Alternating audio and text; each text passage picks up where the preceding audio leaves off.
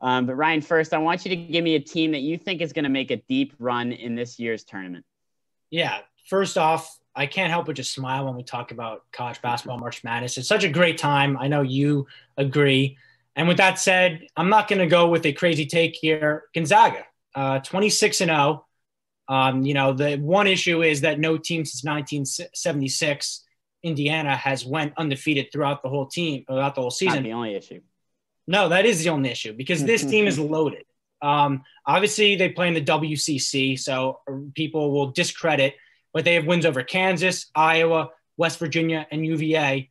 And even when you're talking about the WCC, they are taking care of business and blowing out every team. There's been one game all year they've won by single digits, and that was West Virginia when Jalen Suggs, their all-star true freshman, point guard, was out for half of the game.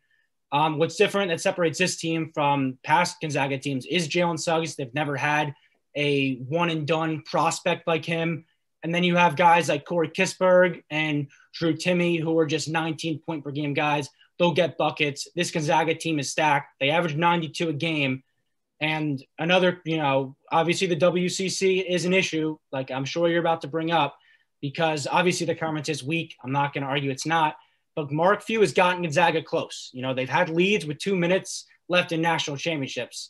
So they've gotten on the door. They haven't knocked through yet, but you don't get through until you get through. I mean, UVA was struggling every single year. Tony Bennett was a choker. They lose to a 16 seed. What happens? They flip the switch. They win it all. And I think this is really Gonzaga's year.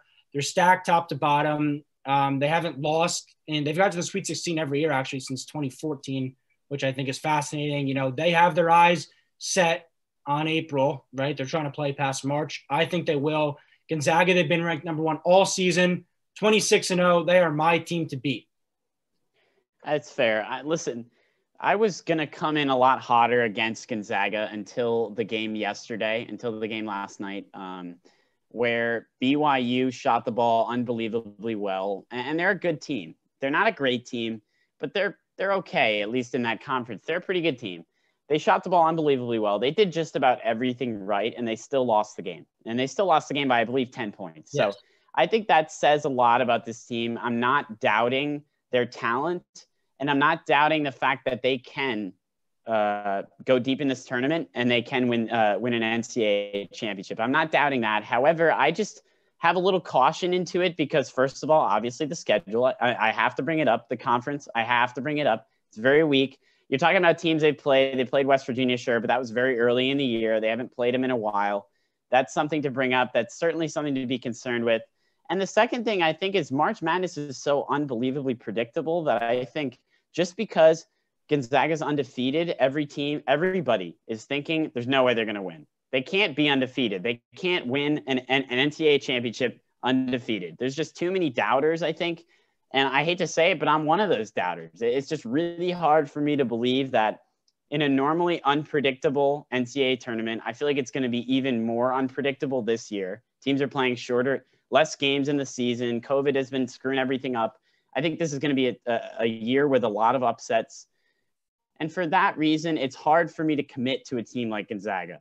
I know it sounds stupid, but I feel like they're almost too good. Or at least their regular season was almost too good to be true, whatever that saying is. So that's my take on Gonzaga, but I could also very well see them go deep in the tournament, win the NCAA championship. And that's the beauty of this show, is that we're able to look back on it, and you can call me out and say I was wrong. So we'll see what happens. So for me, I would say my favorite team, I'm gonna go to the Big Ten, and I Michigan. I really can't overlook Michigan in this one. I'm looking at the 1 and 2 seeds from Joe Lunardi. We check in the bracketology just about every day. They have been struggling lately. I'm not going to doubt that. But the Big Ten is just such a tough conference. I mean, here's day and night between Gonzaga's conference and the Big Ten, probably the best conference in college basketball right now. You have to bring your A game just about every night or you're going to lose. And Michigan didn't bring it a couple big games, and they lost. They took a loss to Illinois, Michigan State as well. But overall, we saw what Michigan did early in the year, get off to a really hot start, 18-1 to start the year. For me, that's really positive. as a team that can get hot, as a team that can really put things together and make a run. And that's what March is about. That's what the tourney's about. So from that standpoint, I fully trust Michigan. If they get hot, maybe in this conference tourney, they can find a little fire there to turn themselves on and get themselves hot. And I think if they can do that, they can make a serious run, because they certainly have the potential to do so, as we've seen from their earlier part of the schedule. And that, combined with an incredibly difficult schedule, an incredibly difficult conference, they're playing number 1 seeds. They're playing teams like Ohio State, Michigan State, who's been hot lately, Iowa, Wisconsin, lots of good teams, lots of good tournament teams. So they're getting valuable exposure right now. And I think it's going to help them in the long run here for Michigan. I expect them to make a deep run. But the thing is that it's March, and it's very hard to predict. So we'll see.